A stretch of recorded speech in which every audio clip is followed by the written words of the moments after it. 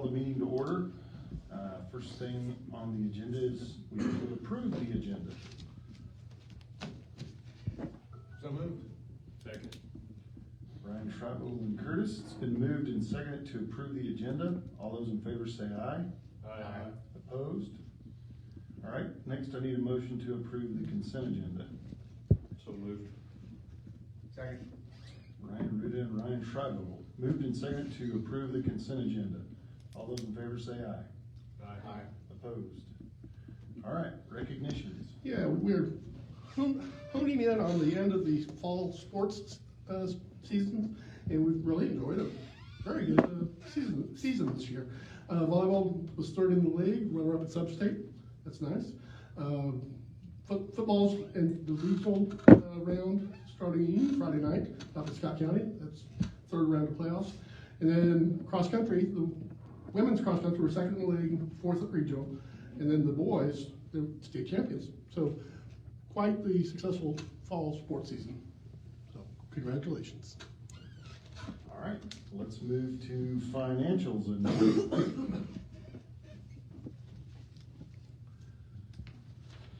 Okay, on page one of the warrants, down towards the bottom, Eddie's Motors.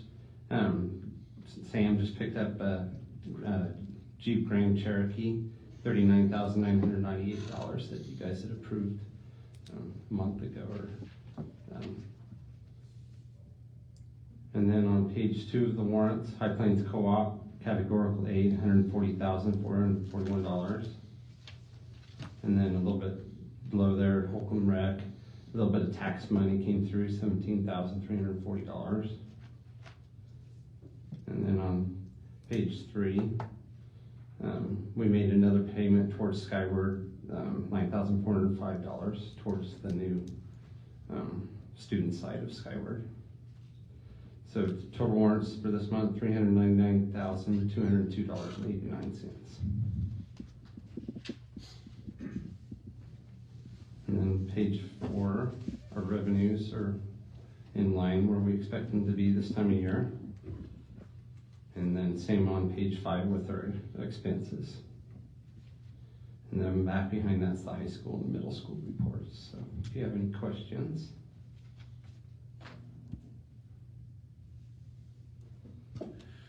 if there are no more questions, I'll entertain a motion to approve the financials at $399,202.89. So moved. Second. Curtis and Ryan Ruda. Been moved and seconded to approve the financials. All those in favor say aye. Aye. Opposed? Okay, no public patron concerns. Any administrative reports, Dr. Meyer? I've got a couple more things to talk about tonight. Just recently, we had the barn day, the fall barn day for both the elementary schools. Remember when that got built, the whole idea of it is a K-12 project-based learning opportunity. And it's like, fourth year in a row or something like that. We've had the barn day, and the reports went super well.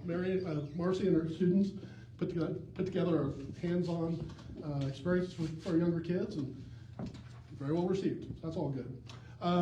Second thing, you have the list of the teachers who received the Fail Forward grants this year. If you recall, we've been doing this since I got here. The idea on this is basically $500 mini classroom grants.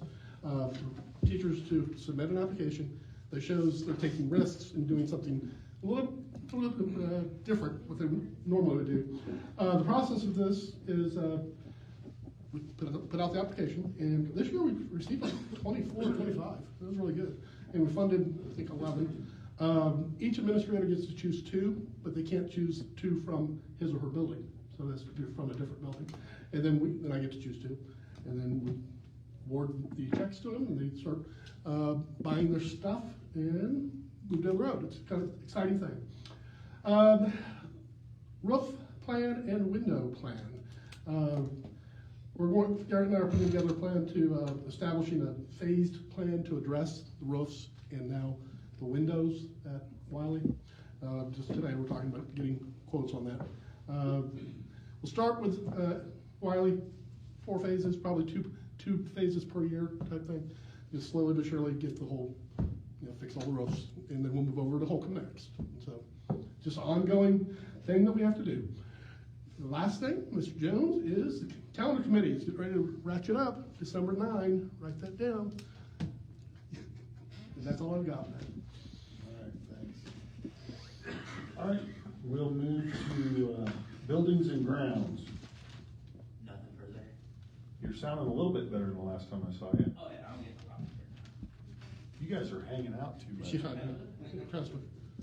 All right, transportation, Sam. Nothing further. Monica, food services. Nothing further. Julie's not here, so I guess we're Yeah, playing she's- technology. Yeah. She's good. Yeah. All right, we'll move to principals. Mrs. Albright.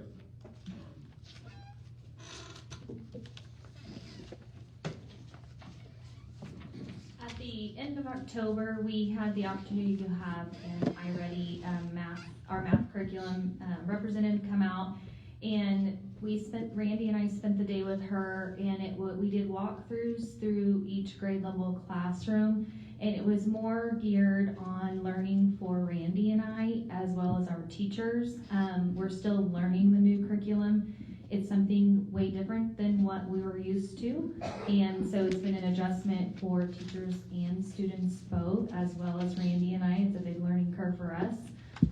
So it was a great day spent with Linda, and Randy and I are going to be conducting PLCs this week with our teams to kind of debrief those walkthroughs and share some tidbits that Linda has shared with us, just based on what we saw when we walked through the classroom. So great things are happening. It's hard for our kids right now, and it's hard for our teachers, but I love going in during math. I went into 2 first grade classrooms this afternoon, and the students are talking about their learning. They're able to show and demonstrate their thinking and talk about it, which is something that we've never seen in the past. So that's been a huge learning curve for them, and the great things are happening. It's just definitely going to take time to see some of the results that we're wanting to see, but the iReady representative was very impressed with our teachers, and she said that she would have never guessed that we've only been teaching it a couple months. So great things are happening, and we're excited to keep going down the path that we're going with that. Thank you, Amy. All right, Mrs. Tyne.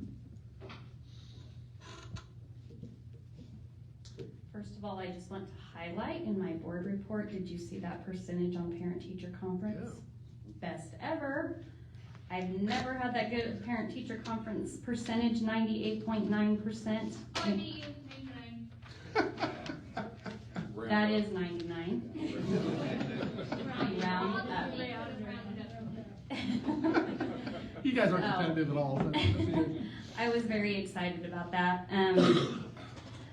But tonight I want to highlight a new partnership that we are working on with Equity Bank here. As part of our IPOS, one of the things that we're looking at is financial literacy, and that's a component that has been added into the middle and high school. And so thinking about how that fits into what we do, and Wiley does, well, kind of like focuses on the consumer and, you know, how they earn dollars and spend dollars, I think I'm saying that right, at the store and things like that. And so we are going to focus then on the saving aspect of things. So we are looking to set up student savings accounts at Equity Bank and doing a little bit of education around what that looks like, and then how you deposit money, and then hopefully resurrecting the bank teller apparently they did this years ago, and I remember it too. And so we went under the stairs, the creepy stairs, and there is a little bank teller thing where they used to set up and do like probably this exact thing. So we're excited about that. We're working with Mary Funk at Equity Bank, and she's really excited about it as well. So hopefully we will be ready to get going on that in January and have some opportunities, depending on how many we have that actually open an account, have a time or two a month that they can deposit money. And then that will also be an added 5th grade job that we have, where they can job shadow the tellers, and then they can become the teller. Randy, remind me, how much does it take to open an account? Did you find out? I don't think I know yet. Oh, okay, I think she is gathering all of that, but I honestly don't know. that's fine. Anyway, we are really excited about getting that going, and she's doing the work on her end to get all the paperwork and stuff ready to go, so that'll be fun. Thank you, Randy. All right, Mr. Dr. Helton.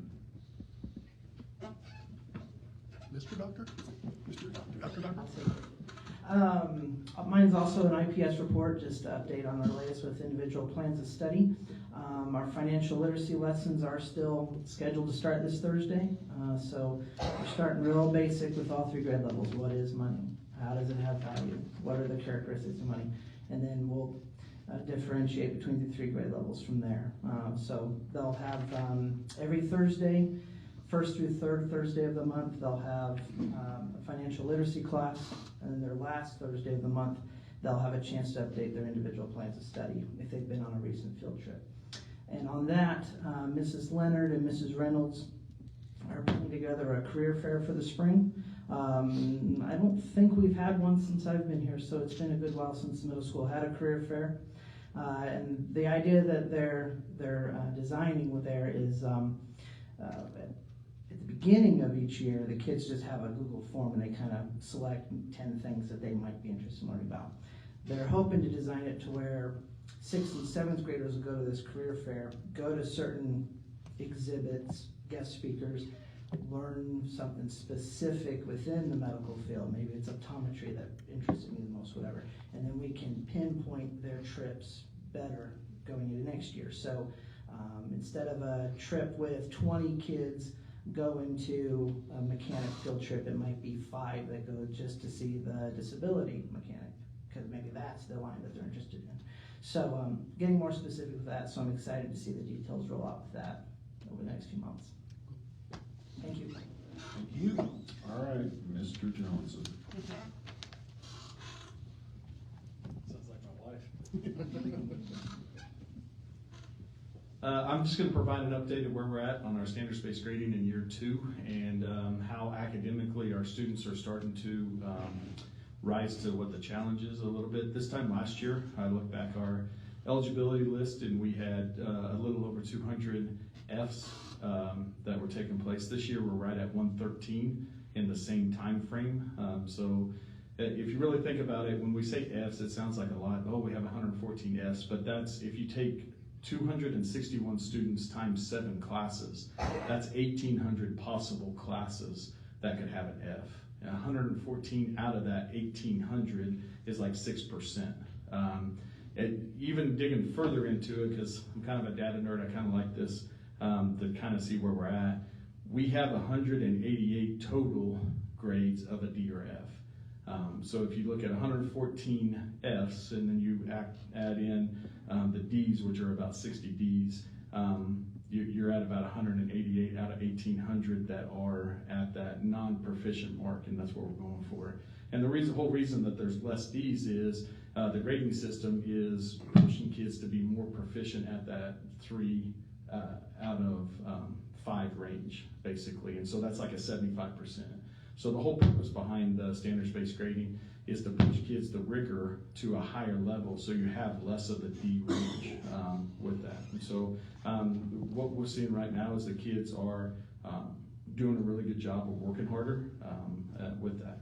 And that's, again, if you're looking at the model of 80% of your students should be on benchmark, we have over that model right now because we only have 6% that are failing, which would be below that benchmark. And that wouldn't be an accurate number because it'd be 188, which would be more like 10 to 11% that aren't on that proficiency of 3 or better. So kids are doing a really good job.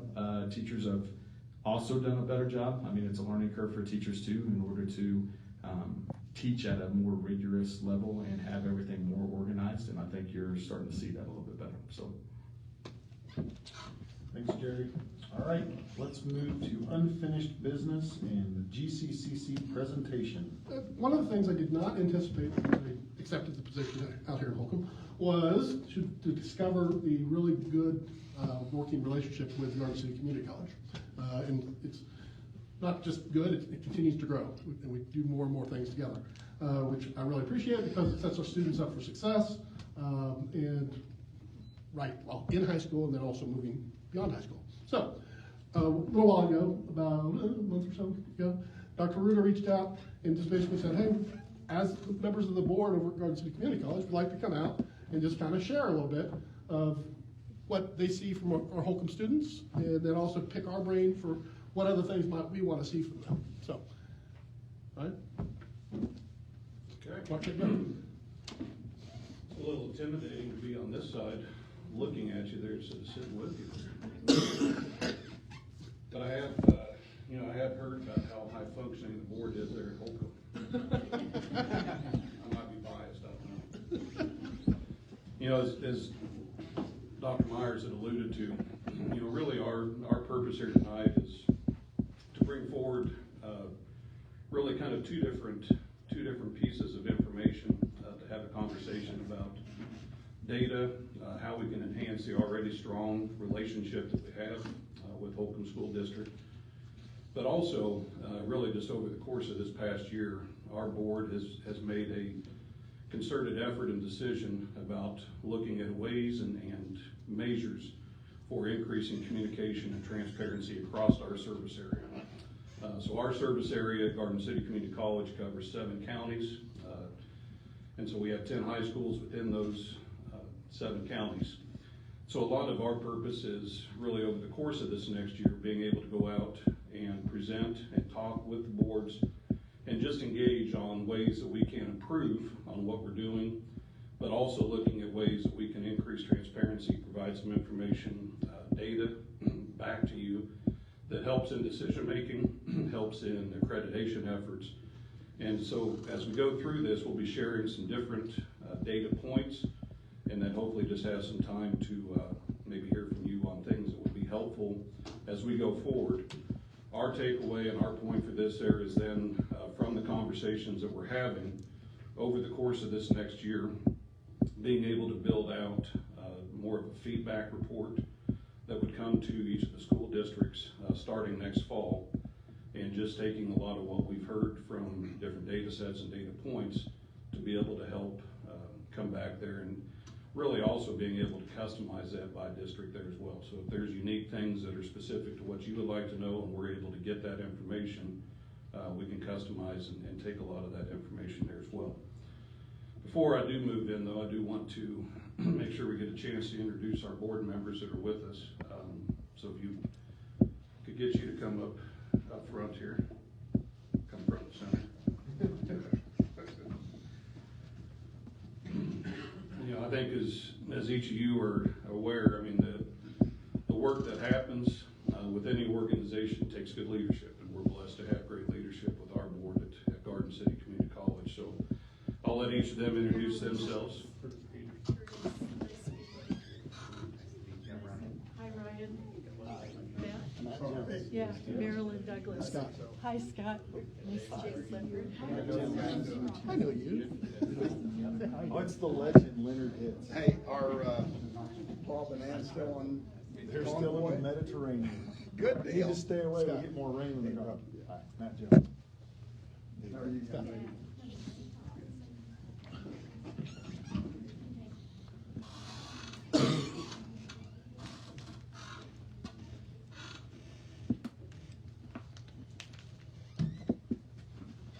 All right.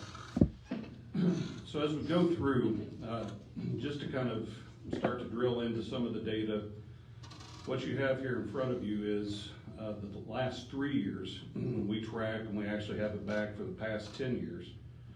But we're taking a look at the number of graduates specifically from Holcomb High School who have enrolled the following fall after their high school graduation at Garden City Community College. So you can see really anywhere between 47% last year to a range of 59% 2 years ago. That we do very well with Holcomb students coming to Garden City Community College and beginning that transition into higher education. I think the other piece is just as data points and kind of reference points there as well, is our demographics from this fall semester will show us 67% of our overall student body comes from Finney County. Of that, we have just over 2,200 students that are on campus this fall semester, but 15% of our enrollment comes from dual credit. So a large part of what it is that we do and a large amount of our enrollment comes from the dual credit that we do within the 7-county service area. So as we go through, just kind of taking a look at a lot of the things that make community colleges unique, but what make Garden City Community College unique, really kind of focus on being able to give more individualized attention to students. So just as a point of reference, and again as a data point, our student to faculty ratio at Garden City Community College is 13-to-1, which means we have 13 students to 1 instructor. If you take that in comparison to the four-year universities are typically around 20-to-1.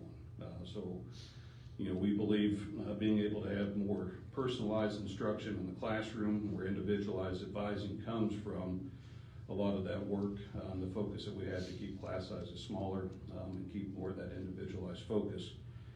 The other piece that I would mention that really kind of stands out from the work that we do at Garden City Community College in comparison to universities, the faculty that we have leading our coursework, leading our courses, are master's level trained or higher, master's level trained or doctorate level.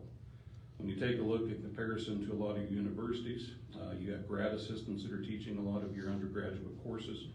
We do not have that.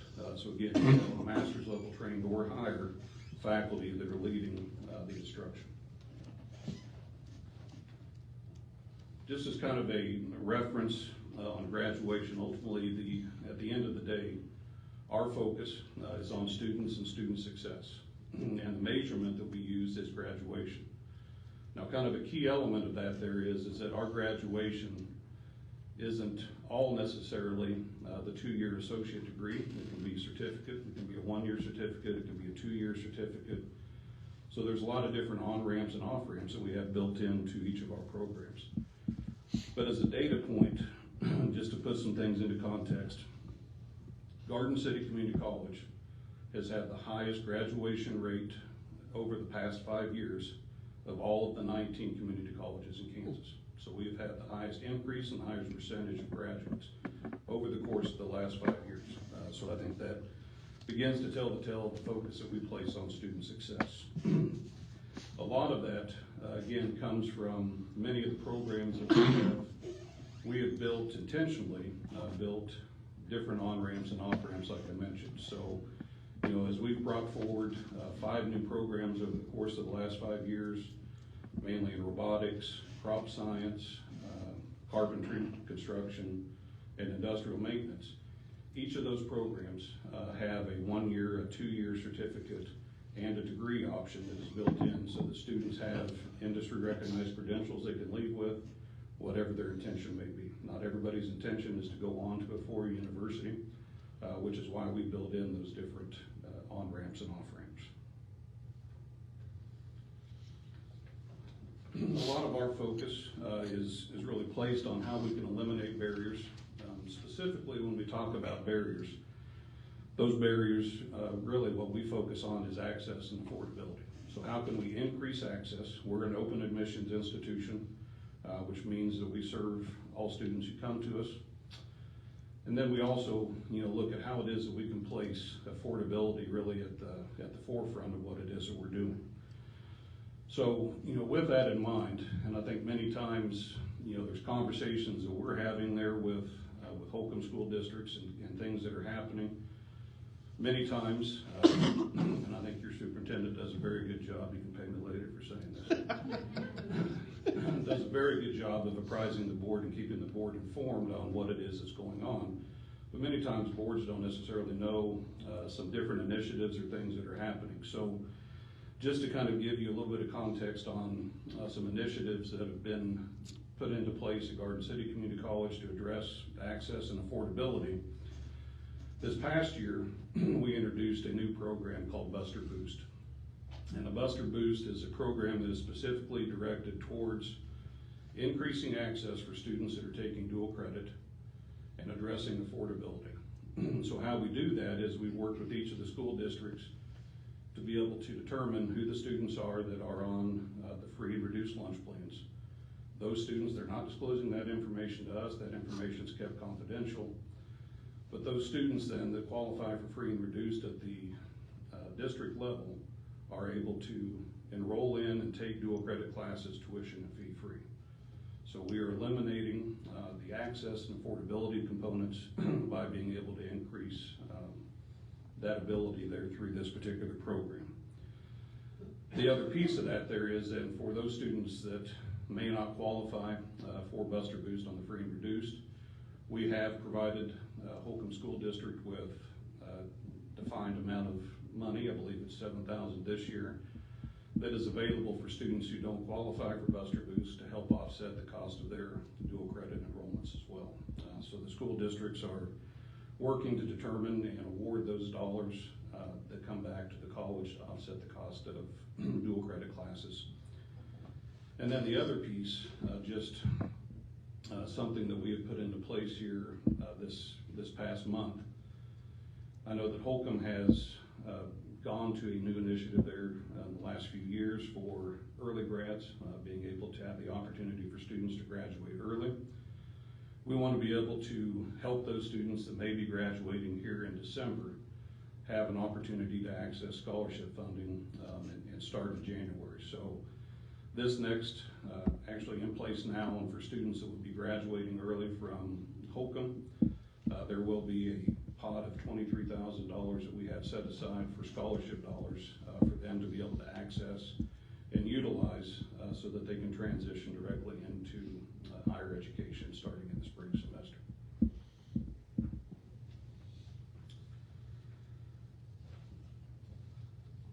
Just kind of focusing on accessibility, approachability in your packets, and I just want to reference a couple of things there within your packets.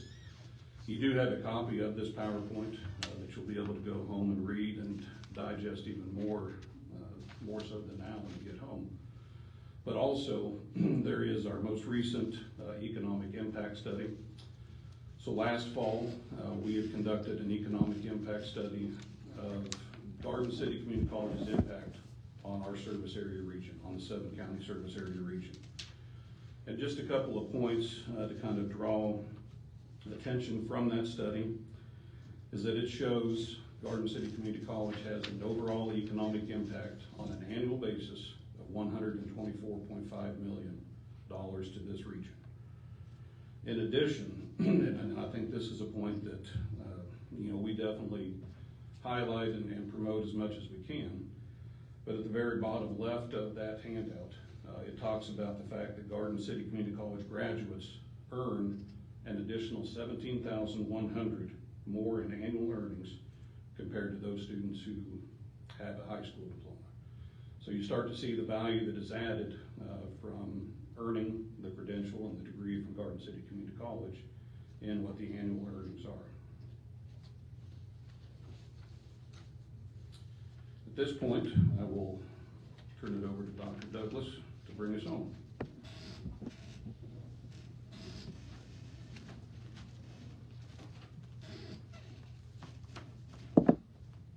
So I just want to say thank you for this opportunity.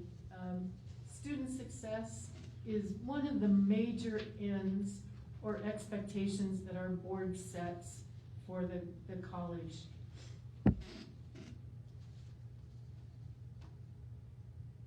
So, there we go.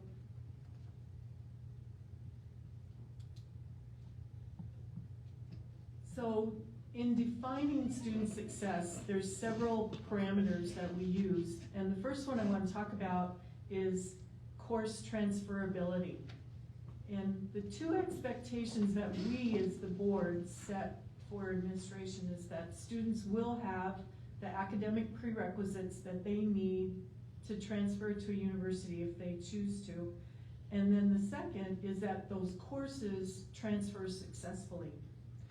So through some collaborative work with the universities and KBOR, the Kansas Board of Regents, the number of courses that transfer successfully as a program requirement, not an elective, but a program requirement, is an average of 56 of the 60 credits that a usual 2-year student takes.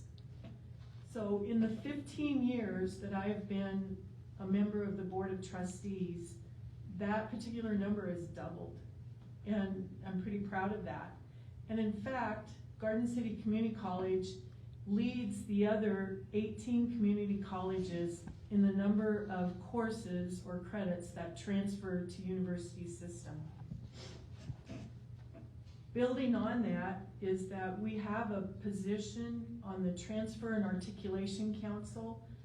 Our own Dr. Mark Malone, who's the Vice President of Instructional Services, sits on that council and also helps with their work, which is aligning successful transfer of credits. More so, Garden City Community College has established articulation agreements with 8 Kansas universities. And so for some particular courses and programs, the transferability is very successful. Lastly, I would tell you that we measure course success by following our students after they transfer to Kansas universities. The range of the GPA of the students after their first semester is 2.75 to 3.15 with a mean of 2.96, almost a B average, right? And we consider that pretty generally successful. But also, I would tell you that the faculty have identified some areas of improvement and they're working to increase that success. Transparency, trust, and accountability are part of the Buster core values. Transparency strengthens community relations. In other words, your community will trust the board, and it also encourages engagement. And that's why we're here tonight, because we want to connect and engage with our fellow board members as we discuss community educational needs.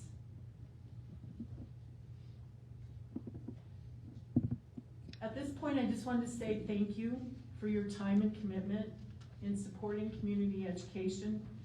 As school board members, you have a unique insight and connection with the communities that you serve, which happen to be also our communities. And we see tremendous value in connecting with you to address our shared goals. By working together and building trusting partnerships, we can respond effectively to the evolving needs of the students and families in our communities. We also want to take time to say thank you for your dedication and passion that you bring to your roles. Your efforts in fostering student success are invaluable, and we look forward to supporting your goals alongside you. So at this time, I'm going to say it's time to be quiet and be a good listener, right? Okay?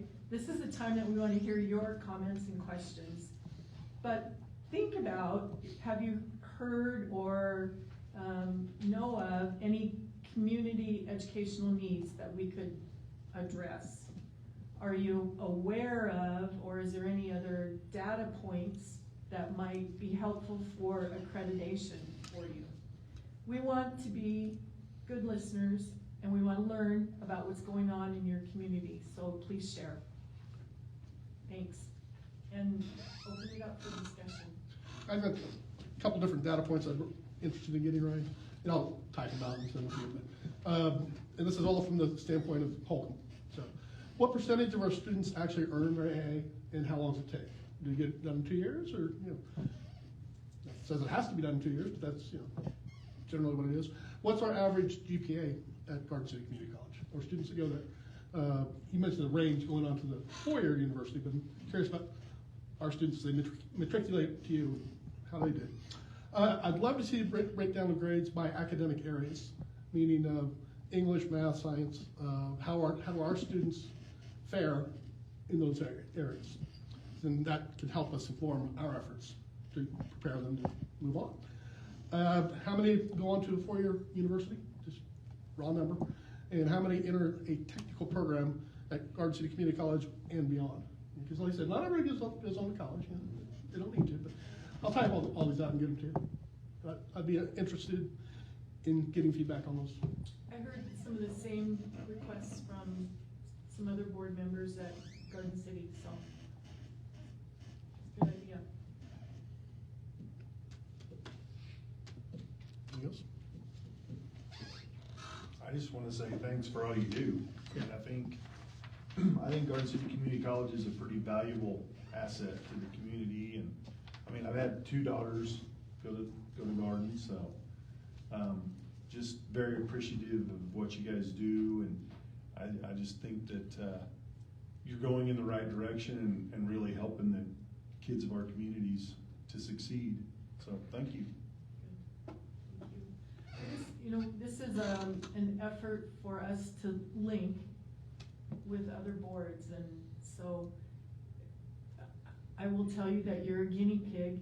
We're just starting on this process, so please let us know what else we can do to make it better. Don't let them scare you off. Any questions about whether it's active or not, if there are questions or thoughts that you have, in the packet is an email that is directly to the trustees. So if you have thoughts that come on programs, thoughts that come on data points, feel free to send that, and that goes to all the trustees. And Ryan, I've heard that eventually we're gonna be able to get accreditation through K-State through Garden City Community College. Is that on the horizon?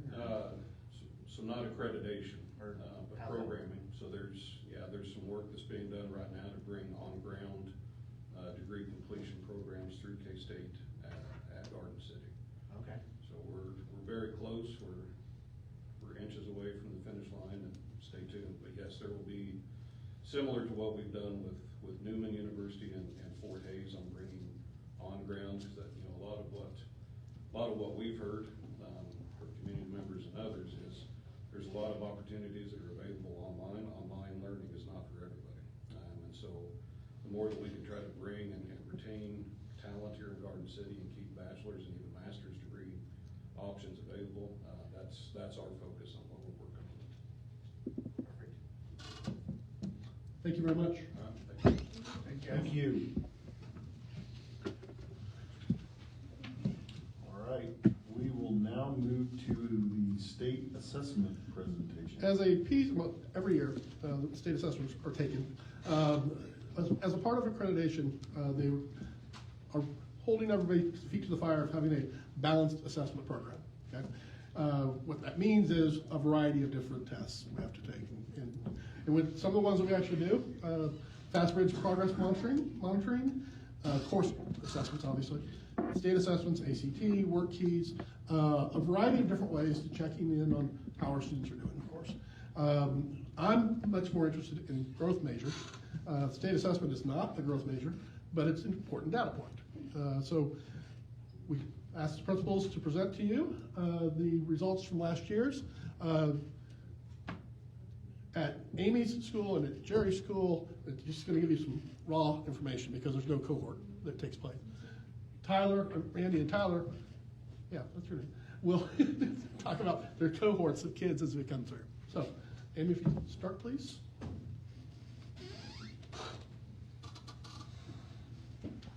So 2 years ago, we were given the opportunity to participate in the second grade state assessment pilot that they were starting. And so we had talked about it and thought, why not see what it's about, and if it's something that's eventually going to be required, who knows? It's not yet. We want to be a part of that. So we, this last year was our second year doing it, and so I've brought the data for that The assessment is lined with kindergarten through second grade reading standards. And there's 3 sections of the assessment. It's taken in 2 sections, but it has about 18 questions basically on the reading fundamentals, so the basic skills that it takes. So it asks things, about nouns and, your basic vocabulary questions and things like that. And then the second part that we take on day 2 is also about 17 questions or so, and it's on comprehension.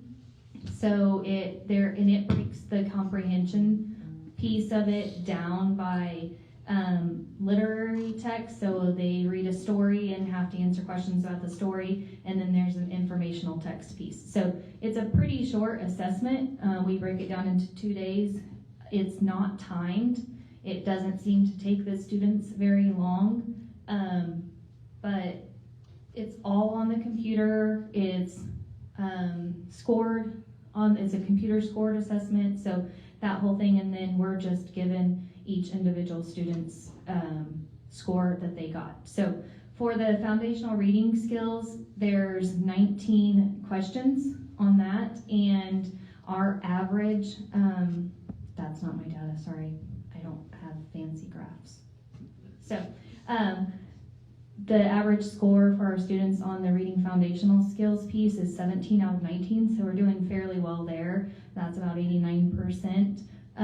So we score really good in the foundational piece of that reading skills.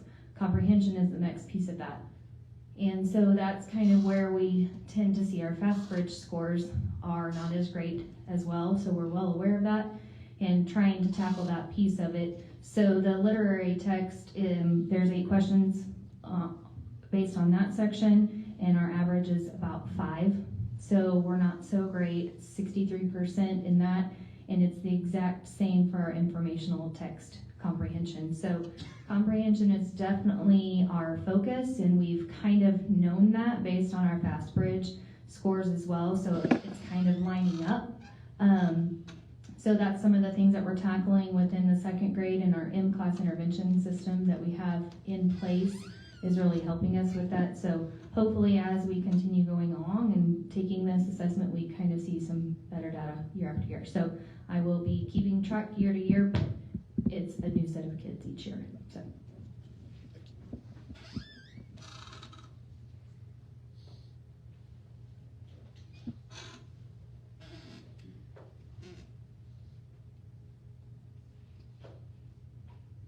Okay, so Tyler was gracious enough, Mr. Helton was gracious enough to get this organization of data going, and so I just copied his, I don't know, what are they, formulas, so that I could also show with graphs kind of where our students are. So this class of 3033 would be that would be our 4th graders right now. 4th, 5th, 6th, yes, correct. So we don't have any comparison data to go with that, but let me, hold on. This shows how they scored on the state assessment last year. So for our ELA, it starts here with our 4s, our 3s, our 2s, and then our 1s. Okay?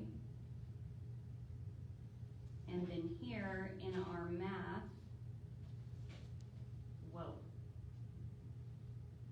you can see set up the same way. So here are 4s, 3s, 2s, and 1s. And if you recall, school board, the goal is to get 100% of our kids in levels 3 or 4. And so this is what it's showing you.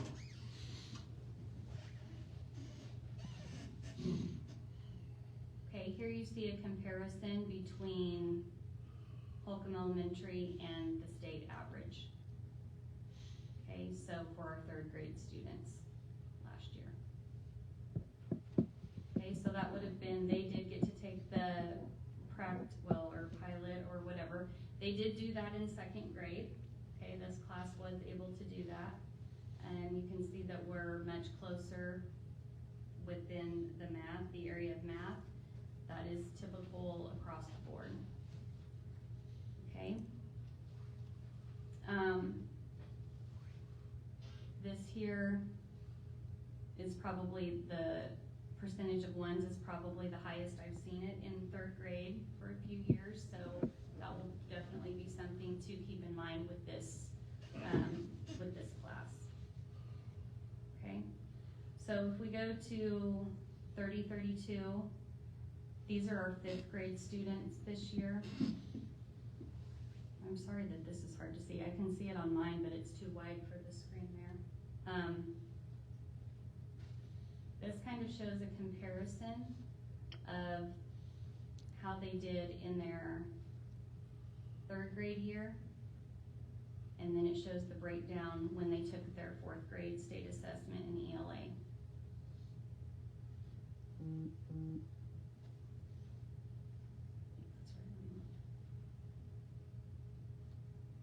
So the left is their 3rd grade year and the right's their 4th? Yes, correct. This class is definitely, this is the one. It's very hard because I'm having to think, like, I think these are our 5th graders now because they have had 2 state assessments, yes. This is definitely our bright spot here in the data that you will see. We did decrease our ones and increase the levels 2, 3, and 4. And I think I wrote that percentage somewhere. In ELA, we reduced level 1s by 11%, okay? And our levels 2, 3, and 4 went from 70% of our students to 81% of our students, okay?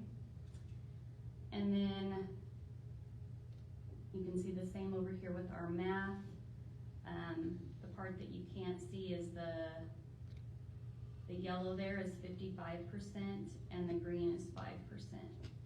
So reducing our level 1s by 9% there. Okay, and we increased our levels 2, 3, and 4. 86% of our students scored in one of those levels 3rd grade year, and 95% of our students scored in that level 4th grade year. Okay, so that is great. Here is kind of a comparison of how they scored with the state.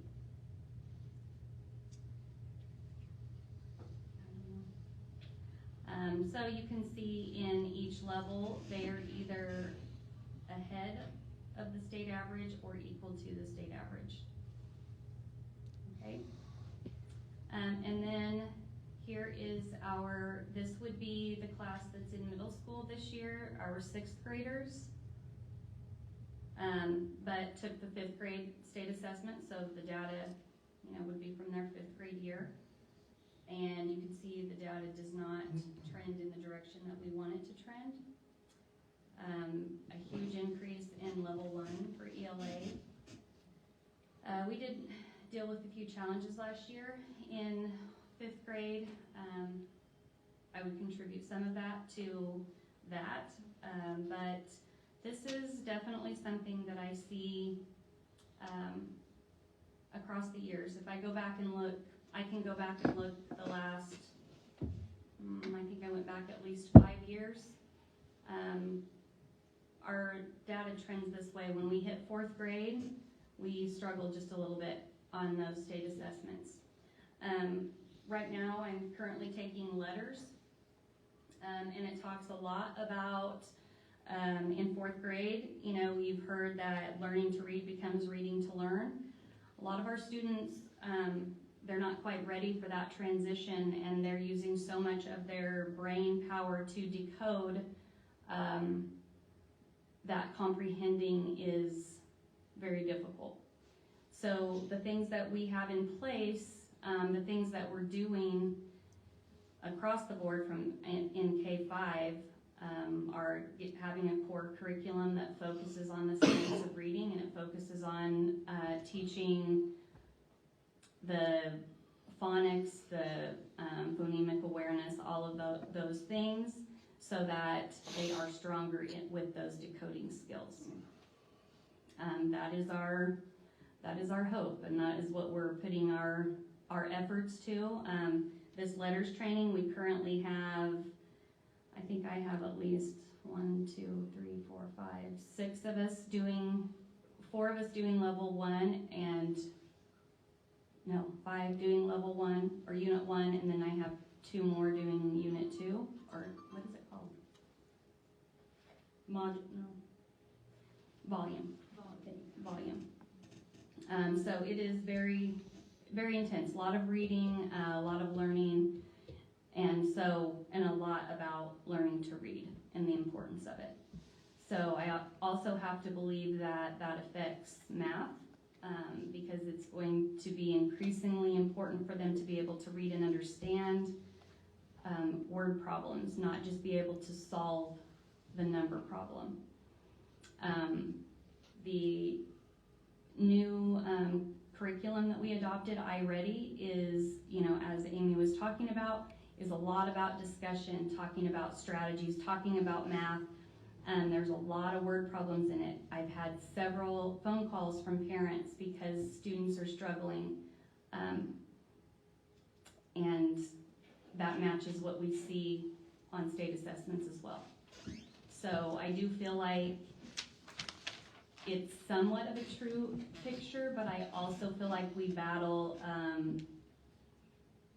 apathy, and it's hard. And so, I witnessed it last year. I was in there for state assessments.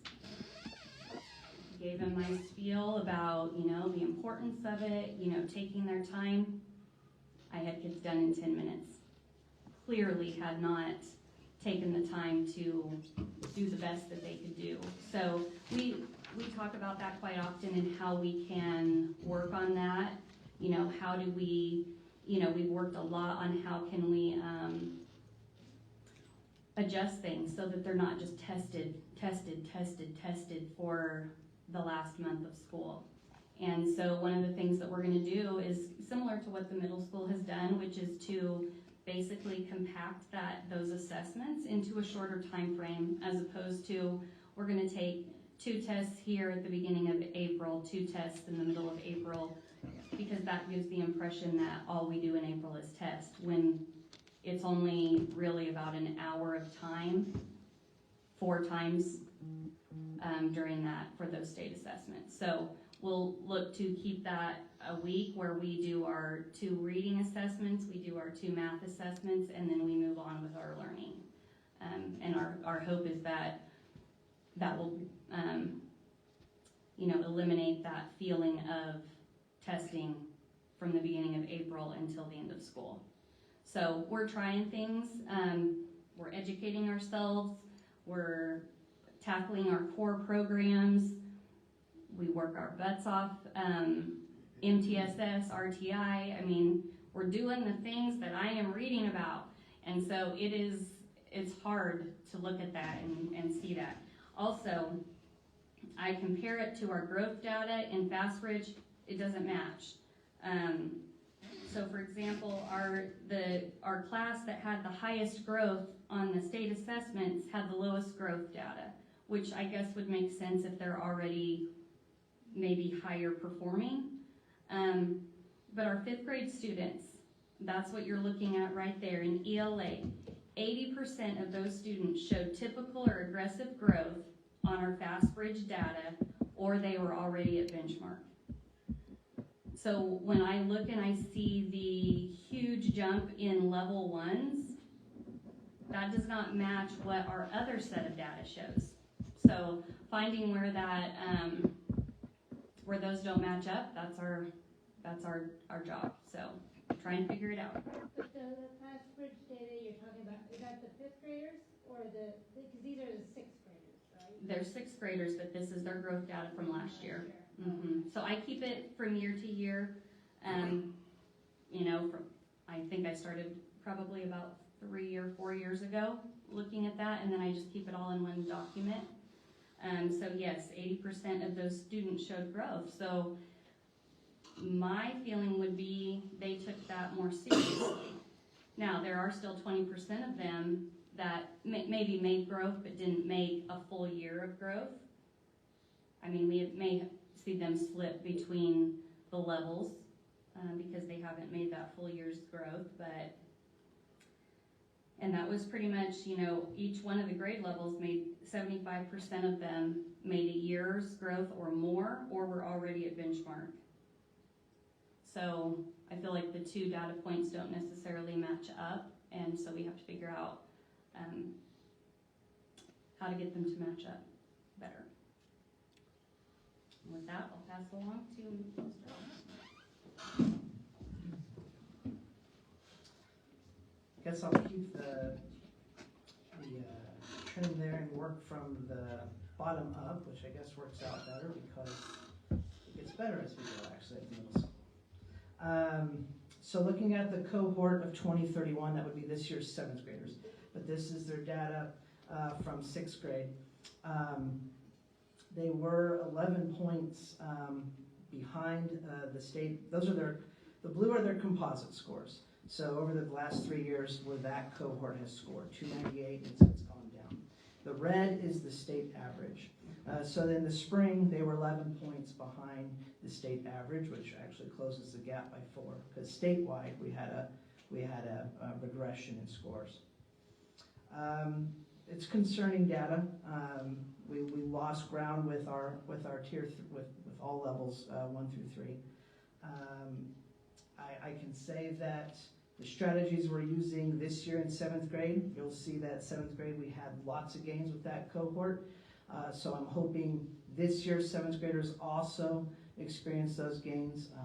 Did a walkthrough today. They're doing exactly what we should be doing with formative assessment, making sure kids individually understand the content to hopefully increase that score with better comprehension. ELA. Also, what I can say there is we have a new ELA team this year for that cohort. What I see them using are research-based strategies, anchor charts to improve vocabulary, doing small group where a teacher is checking in on their comprehension of the reading in smaller groups. So that's an improvement of what we have had in ELA instruction at that level. So I'm hopeful that we will see gains in state assessments. I will say in our Longhorn Hour, we've moved a couple of kids from this cohort from a tier 2 to a tier 1, which means that they've shown through progress monitoring they are improving. So I hope that we see that grade level wide. But our current 7th graders, that cohort, that's the one where I have the most concerns at this time. For class of 2030, that'd be this year's 8th graders. We showed, this is what I get for going backwards. You should. Okay, here we go. 7th grade, we'll start with 7th grade math. So this year's 8th graders as 7th graders. We did a tremendous job with state assessments in math. We went up, that cohort went up 9 points from their previous year, and they met the state average. So lots of growth there. Where did it come from? Well, we dramatically decreased, we cut by 20 points. That'd be about 14 kids went from a level 1 to a level 2. So going the right direction. And we did gain a kid in that level 4. So across the board, we're seeing growth with that cohort in the direction we want it to go. But I guess I would then point out, Dr. Myers had alluded to the goal of being 100% in 3 and 4. Well, we went up 9 points, and we're tied to state average. We're tied with where we should be, and we still only have 19% in that 3 and 4. But we're on average with the state. ELA also showed growth on the overall 2 points, went up 2 points as a cohort. Closed the state gap by, it was 15 points 2 years ago. It's down to an 11-point gap this year, so we closed that by 4. And again, where's the movement? Decreasing the level 1. So with our first year of our MTSS interventions, that tells me we're seeing results from it. We went down 17 points in our tier 1 or our tier 3. Our kids would have been in there if they were in the level 1. Went down 17 points. And if we moved it that much, that level 2 also would have been some higher level 2s to drive that up. So again, going the right direction with that data. 8th grade, last year's 8th grade, that'd be this year's freshmen. On science, they are tested 1 off on science assessment. It's kind of off my screen there, but they did tie the state composite. That was the word I was looking for earlier. The state composite, they did tie. Kind of an interesting accordion. We'll go down a little bit, then we'll tie. Waiting to get over them. But Katie's doing helping them with the skills they need to be successful on the 8th grade state assessment, according to that data. In math, I'll say that one for last because that one's good. ELA, we did close the gap on the state average. We're still at a deficit. We were 14 points down, now we're 10. So we did close the gap on the state average. So statewide there was regression. We did lose ground on level 3, but those would have been high level 2s there, or mid to high level 2s where they fell to keep that score to close that gap. And level 1, we did go down a little bit in level 1. We went down 5 points, so that'd be 2 kids. Math continues to be the middle schools. That's our strong suit. That's where we score the highest. We're 6 points above the state average in 8th grade math.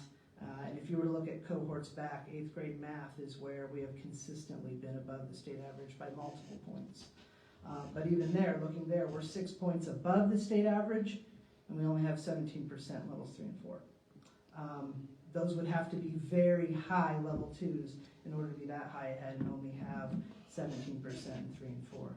But overall, compared to the state, our math is looking really good in 7th and 8th grade, those 2 cohorts. And there's data over time to show that we're doing a good job as a department there. Reading, MTSS interventions are helping. Where we need to see growth is trying to reach those level 3 and level 4 kids and growing those numbers on the higher side too. Thank you.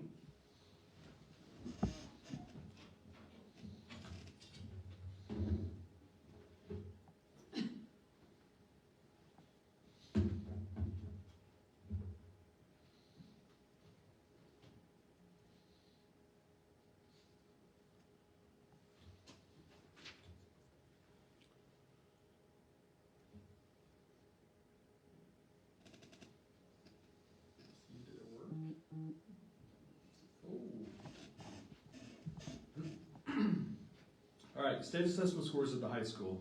My general philosophy on state assessment scores, if middle school and elementary just get it fixed, then we just get to reap the benefits of everything they're doing. They're doing really good. I think the thing that we got to keep in mind with state assessment scores is, and I like to say that I'm not that old, but I have to get readers now, and they're prescription ones, and so I can't ever say I'm like graduating to adulthood, I think, finally in my life. But being in education for about 19 years, I guess 19 here, about 21 years, we've had this roller coaster of, do state assessment scores matter or do they not matter? And when I first got in, it was, hey, state assessment scores, no child left behind, we gotta go, everybody's gotta focus on them. We did the whole thing of making sure that kids were ready, we wrote positive notes for kids, early on, we pumped up and all that. Then we hit the No Child Left Behind went away. New administration came in, and it was all about Common Core, and it wasn't about the state assessments. It was about relationships and more about the rigor and social emotional. And then basically what happened with state assessments is people push those to the side. And when I say people, it's not just Holcomb. In general, the philosophy of education was state assessment scores don't matter as much. Almost to the point that our commissioner now tried to go away from state assessment scores at the high school and make ACT as the overall test that was going to be the best indicator to see if our students were being at the level they need to, which we all know now the ACT is going away as a fact of even used as a entrance exam to get into schools. And so when we talk about state assessment, sometimes it's tough for us to see the data and think, well, how come it's all over the place and why is the state down compared to where they want it to be? It's because we haven't had the end goal of how do you win, right? And so I think that's where we're kind of going with now. The thing that I like to think is that we've been working really hard on is the difference between lead measures and lag measures. Lag measure is the end. What we're doing today is a lead measure. How do we affect that? Well, we do good formative assessments in classroom. Teachers are teaching good small group work. We're doing FastBridge testing. We try to do standards-based grading to up the rigor, and then hopefully what ends up happening, the lag measure of state assessment will change. But just like anything, and I know that I'm kind of come from an athletic world, if you hire a coach in 1 year and you expect it to change overnight, it ain't gonna happen. Lag measures won't change for a while. And so the things that we've just initiated, like MTSS and standards-based grading and some of the other things we do, it's gonna take a little bit for those lag measures to change, and I think that's what we're seeing a little bit with it. But I think the thing we can look at our data and say is we're pretty comparable to what the state is currently. So if we're changing our lead measures, hopefully we can jump above what the state is. This is our science data, and so this is juniors. The crazy thing about high school, and I know that I'm probably going to get thrown things at and stuff like that from people around the state, but if we're going to do state assessments, every grade needs to do them every year. And or don't do them, because we do a snapshot in 11th grade of science. So think about our transient culture that we have now. So by the time that they're 8th grade to junior year, look how much our classes shrink and our classes change. We have new people coming in. So you can't compare what they look like in 8th grade, the last time they took a science test, to the time that they're in 11th grader. And so it's crazy that we just do a snapshot just once a year to see, but as you can see, we're right on the state average. 282 is what, this would be this year's senior class. So our this year's seniors scored last year right on the average of what our science is. The next data shows the breakdown as far as levels 1, 2, 3, and 4. School district wide, we had 42% or 42 of our kids that were in that. The states were a little bit below what the state is. Again, a majority of our students are in 1s and 2s with less than 3 and 4, which is the thought process that we have where we're saying that we should have more kids in 3 and 4s than 1 and 2s is a really good theory until you look at when they built the test, and I'll show you in the ELA, what a 3 level equates to on the ACT that they said is a comparable mark. ELA for 2023-24, so that'd been last year's class, it'd be this year's juniors. So if you think this year's juniors, who is some of our higher level in the ELA, because our FastBridge scores match up to it, hey, we were 286 last year, the state average was 280, so we're well above that. You take a look at the breakdown. I added that last part on the bottom so that you could see what they feel like a level 3 should equate out to. So if you score a level 3 on the state assessment, you should be scoring between a 23 and a 30 on the reading score. And we want 80% of our students to be in that. Like that's where the data doesn't make sense to me, that they're actually putting this out and saying that 80% of our students should be on a 23 to a 30 on an ACT. I mean, it's saying on the English part, they should be a 22 to 32. I mean, to get a level 4, you should score a perfect on the ACT. I mean, it's tough. It's tough to look at that and say, well, we need to get those people up there. And then to say is level 2 isn't good enough, but on a level 2, that's a 17 to 23. I mean, if you score a 17 to 23, colleges will give you some money to come to them for that.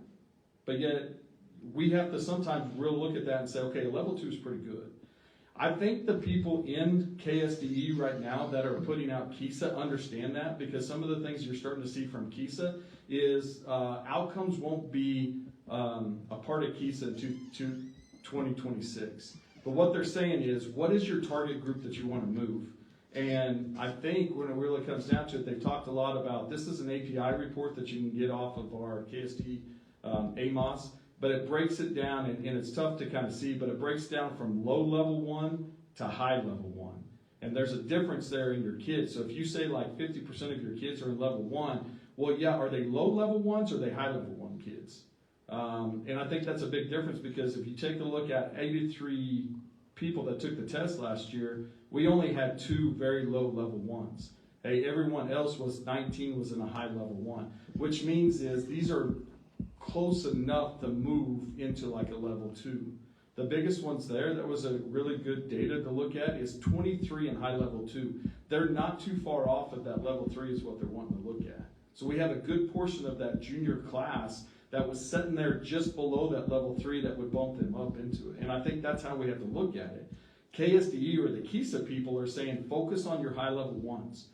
The outcomes are going to be based on, can you move high level 1s out of level 1 into level 2? That's going to be their goal. What are you doing on a daily basis? What structured literacy program do you have to do that? What balanced assessment plan do you have to do that? Hey, what standards alignment do you have in order to prove that you can move those high level 1 students out of there into the low level 2? I think that's going to be the win that we're going to see in 2026. Math, we're 3 points below on this. Again, math is one of those areas that we haven't focused on a lot. We spent a lot of our time the last 2 years on ELA with the MTSS. Math is going to become one of our ones that we're really going to focus on. And again, this year's juniors. So this would, the classes you have are geometry and algebra 1 in high school, and then you take the state assessment test. You can see large level 1 grouping again with it, but so is the state. And again, if you take a look at this AMOS breakdown, we had 39 of those in level 1 that were close to the low level 2. And this is the area that we always kind of need to really take a look at. 39 of those students are close to being in level 2, and that's where we want to move those out. So do we have some work to do? We do. But is it like doom and gloom to say is, oh, we're not even close, we're going to have to major overhauls? We're not. Like, we're pretty close to it. We just need a little bit better in our lead measures. I think our lag measures will start to change on some of that kind of stuff. So, at the high school level, you only really test on math, English, and science. There is a junior year social studies test, but you score it yourself. So, it's like, we should never, ever not have, right, like low scores on that, because they get to take it as much as they want to, too. It's like, they don't care about social studies. And then, I'm kind of a smart aleck in the fact that I've asked the state people sometimes, like, why do we even do it if you clearly don't care about it? And they said, well, we get our funding through math and ELA. When we get our accredited at the state level, when the national accreditation comes in, they said they look for our math and ELA standards and how we assess those. So everything else gets kind of pushed to the side. And I was a social studies teacher, and so that's what I kept dealing with this. Year after year, they give you standards, and they say, we're not going to test this year. We're going to test next year. Nope, not this year, next year. Oh, no, not this year. Now do the Delta ones. Are we going to test this year? Well, we're not sure.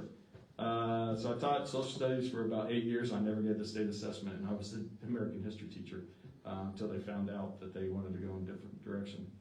Not me, the test. So, any questions on those state assessments? Jerry, how many 25 to 30 ACT scores do you see come out of Polk? Very few. So we celebrate anything that, like last year was an abnormal class for our senior class last year was abnormal compared to what it was. We had 4 kids that scored over a 30 or 30 or above, and that we've never had that before. If you can score in, some of you may know this a little bit better than I is, but I know that if you score 25 or above, that's your breaking point to get into the military academies.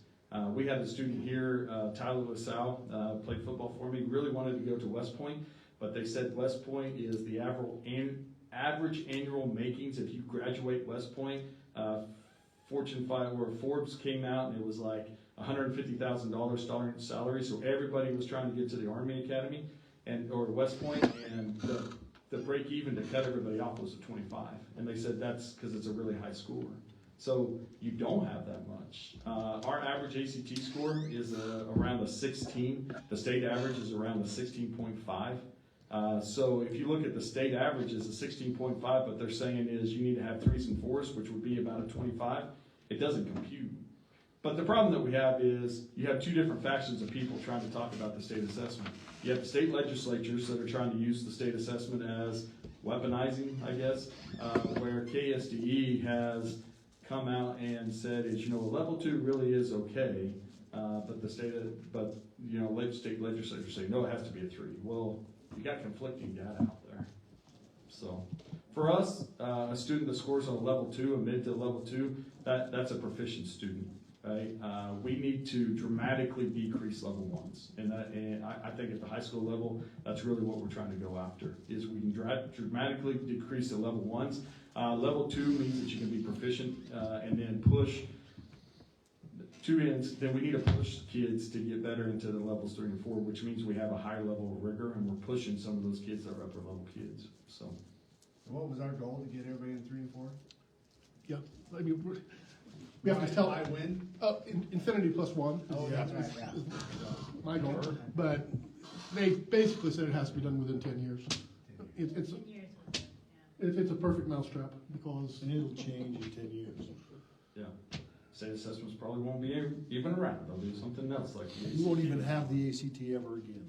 Well, they changed the ACT now. It's like a superset, right? So you take your best score. You can take it multiple different times, and you take your best score in English and your best score in math and best score in science and put it together.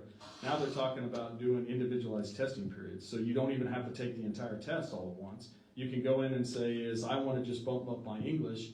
I'm just going to go take my English test then. So I'm only there for a short amount of time, not the, 4 hours that it takes in order to take the ACT. So it's 4 hours with armed guards. It's changing. Yeah. We still wait on Thank you, that. team. You've got fine instructional leaders sitting over there. They have a real good grasp of this data and everything. And I've heard it more than once, and I could continue to say it as well. We're not where we want to be, but we're doing the right stuff. And Jerry just said, it takes a while for the lagging indicators to come to fruition. And here we are. We're in process. And we're Unless you gonna hire keep on. Bill Snyder, True. then the lagging indicators just gone. So there you go. All right, we will, thank you guys. We will now move to the message board. Alrighty, you have on your station the actual rendering from the architects. I mean, we are very, very close. The sign has been ordered. It'll be delivered during the first week of December. They're trenching for the electrical and fiber this week. They're going to run it over to Holcomb Elementary. We're going to have a group come in and do the foundation work. That'll be probably next week. And then we're also getting somebody to come in and look at the brick work for us as well. The thing we need to do yet, you need to talk to Tracy because we're going to want the welding kids to create the holder, if you will. And then the sign will sit in that holder, and then everything else will be built up around it. So it took a while to get some of the approvals, but now we're to the point. So you should see a sign up there fairly soon. Didn't we have fiber? We have fiber, but we're trying to get it to the board. Oh, right. That's all. So we don't have to use the Wi-Fi to program it and whatnot. Christmas is coming pretty quick. I know. I have hopes we're gonna make it. I have great hopes. So you can get that first message out there. All right, let's move to the track. All right. Been engaging with a variety of different groups. Two different groups rather. Looked into a third one, but anyway, and actually have bids now for a 4-inch track, 4 inches down. Mammoth came in at $950, and the other fellow, I don't remember Nick's name, came in at $783. So, but here's my problem. The next item on the agenda is the fiscal situation. So from the time that we talked about this a month ago, I've got better information on the fiscal situation. So I'm not so sure this would be the right time to do the track. And I know we've been talking about it for a couple of years. Both groups did say we can just patch it up, be good for another 2 years or so. So we're getting it patched. We need to do that anyway because of winter. We don't want water to go down in there and freeze. But so I was moving forward with, okay, let's roll. We'll get some bids and actually take some action. I want to slow that down, basically. And so there's no action taken tonight, but I'd really love to hear your thoughts. And you can wait, if you want to, till the next item on the agenda, which is all about the fiscal side and one of the plans, strategies we're gonna have to try to use. I'd rather do that. Now you're up. All right. Fiscal situation. The tsunami of issues hit us this year with the increase of both insurances, pretty hefty amounts. And then we experienced a 70 student headcount drop, okay? The way state law finances are done is you can use this year's headcount or last year's headcount, okay? So right now, we are using last year's headcount. So this year's fine. We did lose some money because of weightings and whatnot. But next year, in order to build the budget, I have to plan for that being the number, the 70 student drop. It could go up, and that'd be great. But the adjustments we have to make are well in advance of August. I mean, they have to be done in spring, as far as if we're talking about personnel. We're projecting a 4% rollout this year. It's $470,000, somewhere in that range. You take into account the drop in revenue next year will be 580, if that comes in. If we keep it, if our headcount doesn't go up, we'll have $580,000 less next year. Then we also already, because we have a 2-year agreement with the negotiations, that's another 260. So now I've got a goal of $840,000. All right, so you start doing math. It's adding and subtracting. So $840,000 is the whole at this point. If we roll out $470,000, I'd say we put it all in the capital outlay, and that goes to salaries as a stopgap. We don't want salaries and capital outlay long term, but this is a stopgap that gets us through. It's perfectly legal to pay for janitors and maintenance people out of capital outlay, and all the costs associated with not just salary, insurance, it could be all of it, okay? So then that takes me down to $370,000. Now I've got another goal. We usually have, Mike, you sent that to me, our discretionary funds usually come in at $238,000. Think instructional supplies and field trips and all sorts of things, right? So if we were to cut those, and I just randomly grabbed a number, $40,000. Now it brought us down to $330,000. Now, we have roughly $900 and some odd $1,000 invested in our janitors and maintenance people. So, $980,000. So 100% of that could go into capital outlay. I don't think it's a good idea, but 100% of it could go in there. So, here's what we're doing now. We're going to look to absorb every position we can when people resign. And because if our headcount is so small, we can absorb some things. Doing the math on this, it's roughly 4.5 teachers is what that would come in at. We have the interesting piece about this is some positions need to be refilled because we can't make the schedule work without it. And we're not absorbing the spot because we don't value the position or the individual at all. It's just these are desperate times. And we're trying to weather the storm and get the headcount back to us. So look to absorb positions. We're already talking about absorbing the resignation you received tonight. Move employee costs to capital outlay as a stopgap. Cut discretionary budgets. There's one other option, which I do not want to touch, and that's riffing, a reduction in force. I do not want to go there. I don't think we'll need to. I think we'll be able to get to the dollar amount that we need. But so it's this math that I'm talking about is what changed my course on the track. So we still need to do some pieces here and there, though. I mean, we need to redo the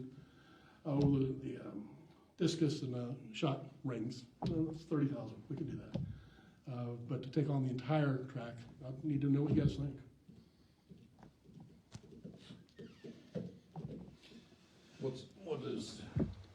cost? Did you say the estimate there on just patching? No. We don't have an estimate on patching. We have the materials, so we'll just do it. Oh, doing it ourselves? Yeah. Oh, okay. And we've got the rubber and Yeah, we got everything we need. kind of waiting for all that rain that came, want to dry out. Yeah. It should be done this week, we'd hope. Yeah. Yeah, I'm not necessarily a fan of kicking the can down the road, but I think in light of the numbers shared, it's probably best to try to do what we can and see, you know, if we can be able to get 2 years of use out of it and see where the fiscal situation comes in the next few years. The two other black, Best option. the two other black boxes here that we just don't know is we don't know what the base state aid per pupil amount will be, because it resets this next year. It will go up a little, but it's been going up 3%, so that's not gonna, that's not gonna make up $800,000. And we have no idea about what's going to happen with insurance. Yeah, because, we're locked in with our PNC. They can't kick us out of the group, but that doesn't mean the insurance won't go up. And health insurance as well, Bank on 5% increase probably. probably, well, Pretty easy. Afraid if you don't kick the can, you're not gonna have a road to kick it down. yeah. What about thinking on the opposite side and getting more kids in the door? That's what we want. How do you go about that? We already have non-resident students. We already have 20% of our kids come from Garden. Just have success and things. Those celebrations I talked about at the beginning of the meeting, those are important. They're important for our students anyway, but that could motivate somebody to say, you know what, I want to be a part of them as well. Yeah. Maybe we need to talk about going to some contractors and saying, let's get some houses built over here. You get houses built, people are gonna move in. And supposedly there's some taking place on that, right, Sam? They're working on another development on the other side, up there between Bribiescas and, Pappas. yeah, Who bought that? Johnson, where Johnson used to live. Not the Pappas area, further to the east. To the east. Well, one of the big deals was we had a big class graduate Right. and a small class of kids coming in. That's right. That's probably half of what we. It's because there's always a migratory nature that happens anyway. 30 kids in, 30 kids out, just because of, like Jerry said, our nature of who we are today. We move around, people move. But yeah, that was a big hit. And so we don't know. We have any idea what next year's kindergarten will be, Amy? Not even a rough number? 700. What are your 85? Our preschool numbers are typically the same each year.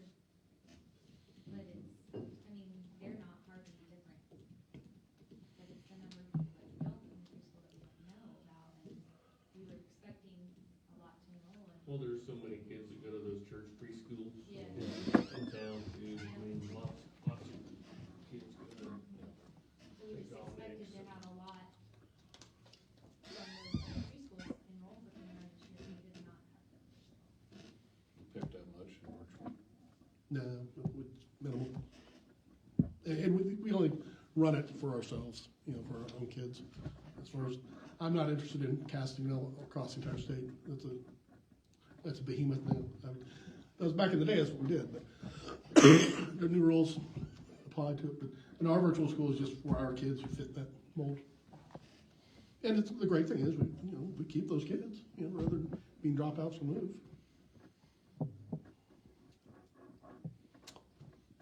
Full of good news for you guys.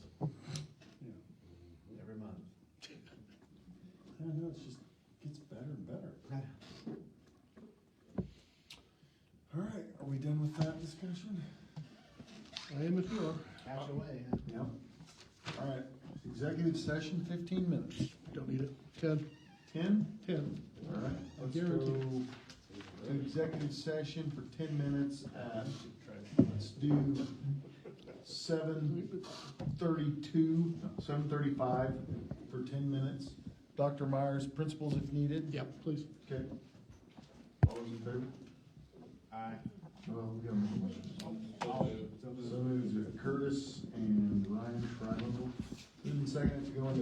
executive session for 10 minutes at 7:35 with Dr. Myers and principals if needed.